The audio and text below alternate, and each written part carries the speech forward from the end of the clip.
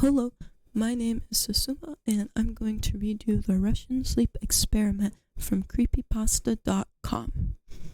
Russian researchers in the late 1940s kept 5 people awake for 15 days using an experimental gas-based stimulant. They were kept in a sealed environment to carefully monitor their oxygen intake so the gas didn't kill them, since it was toxic in high concentrations. This was before closed-circuit cameras, so they had only microphones and 5-inch thick glass porthole-sized windows into the chamber to monitor them. The chamber was stocked with books, cots to sleep on but no bedding, running water and toilet, and enough dried food to last all 5 for over a month. The test subjects were political prisoners deemed enemies of the state during World War II. Everything was fine for the first 5 days. The subjects hardly complained, having been promised, falsely, that they would be freed if they submitted to the test and did not sleep for 30 days. Their conversations and activities were monitored, and it was noted that they continued to talk about increasingly traumatic incidents in their past, and the general tone of their conversations took on a darker aspect after the 4-day mark. After 5 days, they started to complain about the circumstances and events that led them to where they were and started to demonstrate severe paranoia. They stopped talking to each other and began alternately whispering to the microphones and the one-way mirror portholes. Oddly, they all seemed to think they could win the trust of the experimenters by turning over their comrades, the other subjects in captivity, with them. First, the researchers suspected this was an effect of the gas itself. After 9 days, the first of them started screaming. He ran the length of the chamber, repeatedly yelling at the top of his lungs for 3 hours straight. He continued attempting to scream, but was only able to produce occasional squeaks. The researchers postulated that he may have physically torn his vocal cords. The most surprising thing about his behavior is how the other captors reacted to it, or rather, didn't react to it. They continued whispering to the microphones until the second of the captives started to scream. The 2 non-screaming captives took the books apart, smeared page after page with their own feces, and pasted them calmly over the glass portholes. The screaming promptly stopped. So did the whispering into the microphones. After 3 days passed, the researchers checked the microphones hourly to make sure they were working, since they thought it impossible that no sound could be coming with 5 people inside. The oxygen consumption in the chamber indicated that all 5 must still be alive. In fact, it was the amount of oxygen 5 people would consume at a very heavy level of strenuous exercise. On the morning of the 14th day, the researchers did something they said they would not do to get a reaction from the captives. They used the intercom inside the chamber, hoping to provoke any response from the captives. They were afraid they were either dead or vegetables. They announced, "We are opening the chamber to test the microphones. Step away from the door and lie flat on the floor, or you will be shot. Compliance will earn one of you your immediate freedom." To their surprise, they heard a single phrase in a calm voice response: "We no longer want to be freed." Debate broke out among the researchers and the military forces funding the research. Unable to provoke any more response using the intercom, it was finally decided to open the chamber at midnight on the 15th day. The chamber was flushed of the stimulant gas and filled with fresh air, and immediately voices from the microphone began to object. 3 different voices began begging, as if pleading for the life of loved ones, to turn the gas back on. The chamber was opened, and soldiers sent in to retrieve the test subjects. They began to scream louder than ever, and so did the soldiers when they saw what was inside. 4 of the 5 subjects were still alive, although no one could rightly call the state that any of them in. life. The food rations past day 5 had not been so much as touched. There were chunks of meat from the dead test subjects' thighs and chests stuffed into the drain at the center of the chamber, blocking the drain and allowing 4 inches of water to accumulate on the floor. Precisely how much of the water on the floor was actually blood was never determined. All 4 surviving test subjects had large portions of muscle and skin torn away from their bodies. The destruction of flesh and exposed bone on their fingertips indicated that the wounds were inflicted by hand, not with teeth as the researchers initially thought. Closer examination of the position and angles of the wounds indicated that most, if not all of them, were self-inflicted. The abdominal organs below the rib cage of all 4 test subjects had been removed. While the heart, lungs, and diaphragm remained in place, the skin and most of the muscles attached to the ribs had been ripped off, exposing the lungs through the rib cage. All the blood vessels and organs remained intact.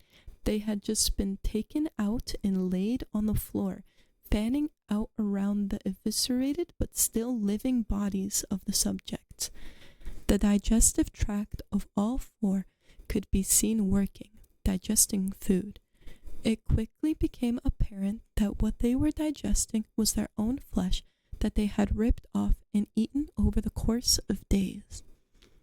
Most of the soldiers were Russian special operatives at the facility, but still many refused to return to the chamber to remove any of the test subjects.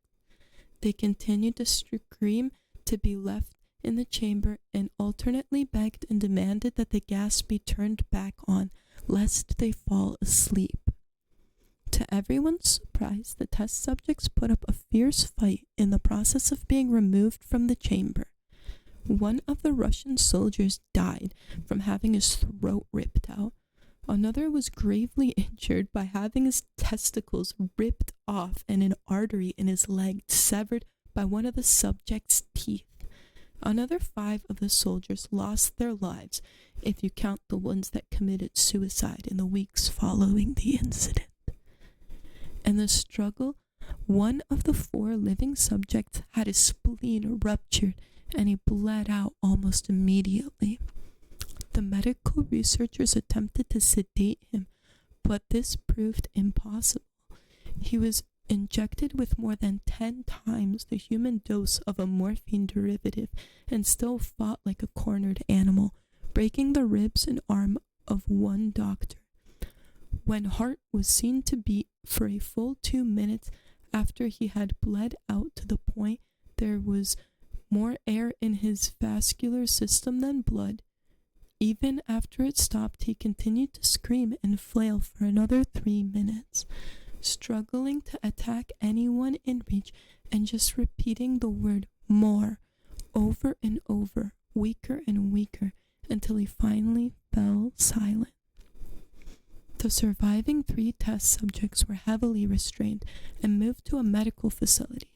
The 2 with intact vocal cords continuously begging for the gas, demanding to be kept awake. The most injured of the 3 was taken to the only surgical operation room that the facility had. In the process of preparing the subject to have his organs placed back within his body, it was found that he was given effectively immune to the sedative they had given him to prepare him for the surgery.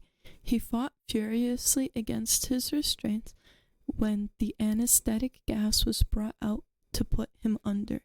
He managed to tear most of the way through a 4-inch wide leather strap on one wrist, even though the weight of a 200-pound soldier was holding that wrist as well. It took only a little more anesthetic than normal to put him under, and the instant his eyelids fluttered closed, his heart stopped. In the autopsy of the test subject that died on the operating table, it was found that his blood had triple the normal level of oxygen. His muscles that were still attached to his skeleton were badly torn, and he had broken 9 bones in his struggle to not be subdued. Most of them were from the force of his own muscles had exerted on them. The second survivor had been the first of the group of 5 to start screaming. His vocal cords destroyed, he was unable to beg or object to surgery. He only reacted by shaking his head violently in disapproval when the anesthetic gas was brought near him. He shook his head yes when someone suggested, reluctantly, that they try the surgery without anesthetic, and did not react for the entire 6-hour procedure of replacing his abdominal organs, and attempted to cover them with what remained of his skin. The surgeon presiding stated repeatedly that it should be medically possible for the subject to still be alive. One terrified nurse assisting the surgery stated that she had seen the patient's mouth curl into a smile several times whenever his eyes met hers.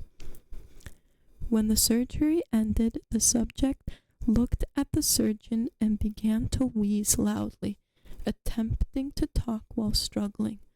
Assuming this must be something of drastic importance, the surgeon had a pen and pad fetched so that he could write his message. It was simple. Keep cutting.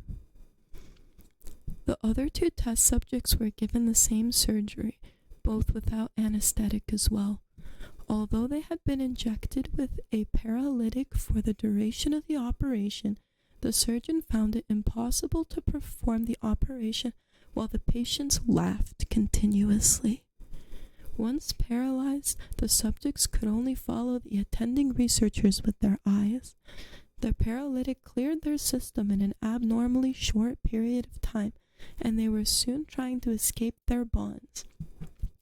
The moment they could speak, they were again asking for the stimulant gas.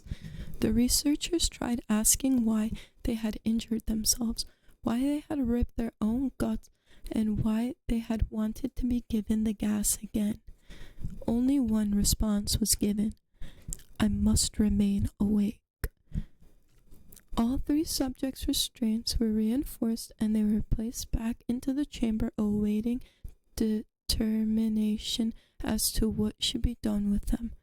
The researchers, facing the wrath of the military benefactors for having failed the stated goals of their project, considered euthanizing the surviving subjects. The commanding officer, a former KGB agent, instead saw potential and wanted to see what would happen if they were put back on the gas. The researchers strongly objected, but they were overruled. In preparation for being sealed in the chamber again, the subjects were connected to an EEG monitor and had their restraints padded for long-term confinement. To everyone's surprise, all 3 stopped struggling the moment it was let slip that they were going back on the gas. It was obvious at that point all 3 were putting up a great struggle to stay awake. One of the subjects that could speak was humming loudly and continuously. The mute subject was straining his legs against the leather bonds with all his might. First left, then right, then left again for something to focus on. The remaining subject was holding his head off his pillow and blinking rapidly. Having been the first to be wired to the EEG, most of the researchers were monitoring his brain waves in surprise. They were normal most of the time, but sometimes flatlined inexplicably. It looked as if he were repeatedly suffering from brain death before returning to normal.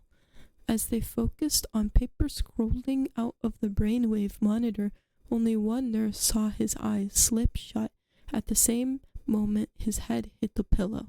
His brainwaves immediately changed to that of a deep sleep, then flatlined for the last time, and his heart simultaneously stopped. The only remaining subject that could speak started screaming to be sealed in now. His brainwaves showed the same flat lines as the one who had just died from falling asleep. The commander gave the order to seal the chamber with both subjects inside, as well as 3 researchers. One of the named three immediately drew his gun and shot the commander point blank between the eyes, then turned the gun on the mute subject and blew his brains out as well. He pointed his gun at the remaining subject, still restrained to the bed, as the remaining members of the medical and research team fled the room. "I won't be locked in here with these things. Not with you," he screamed at the man strapped to the table. "What are you?" he demanded. "I must know." The subject smiled. "Have you forgotten so easily?" the subject asked. "We are you. We are the madness that lurks within you, begging to be free at every moment in your deepest animal mind. We are what you hide from in your beds every night. We are what you sedate into silence and paralysis when you go to the nocturnal haven where we cannot tread." The researcher paused, then aimed at the subject's heart and fired. The EEG flatlined as the subject weakly choked out, "So nearly free." I hope you liked it.